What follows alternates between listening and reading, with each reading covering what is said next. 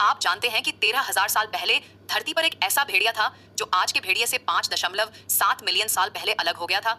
आज हम बात करेंगे डायर वुल्फ की और कैसे वैज्ञानिक इस विलुप्त प्रजाति को वापस लाने की कोशिश कर रहे हैं। हम ये तो वाकई दिलचस्प है। क्या ये वही प्रजाति है जिसके बारे में वैज्ञानिकों ने हाल ही में कुछ चौंकाने वाली खोज की है? बिल्कुल सही।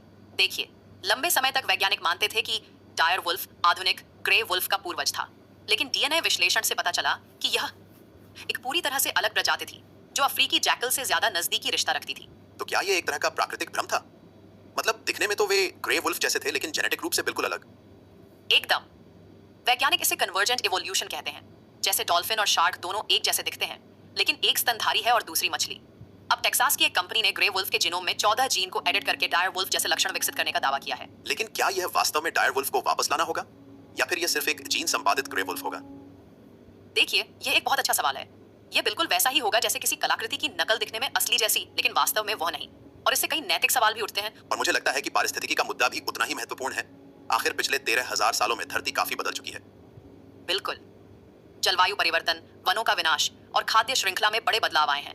जो शिकार डायर वुल्फ करता था, वे प्रजातियां भी अब शायद मौजूद नहीं हैं। क्या आप सोच सकते हैं कि इतने बड़े शिकारी को आज के माहौल में कैसे फिट किया जाएगा? और क्या यह संसाधनों का बेहतर उपयोग होगा, जब अभी भी कई जीवित प्रजातियां विलुप्ति के कगार पर हैं?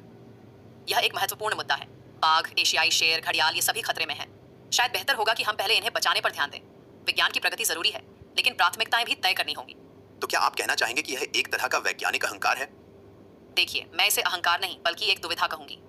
एक तरफ हमारी वैज्ञानिक क्षमताएं हैं, दूसरी तरफ नैतिक जिम्मेदारियां। शायद हमें इन दोनों के बीच एक बेहतर संतुलन खोजना होगा। और शायद यही इस पूरी चर्चा का सार है। भविष्य की तकनीक पर भरोसा करने से बेहतर है कि हम वर्तमान को संभाल लें। बिल्कुल सही कहा, क्योंकि अंत में विज्ञान का उद्देश्य प्रकृति को समझना और उसकी रक्षा करना होना चाहिए, न कि उस पर विजय पाना।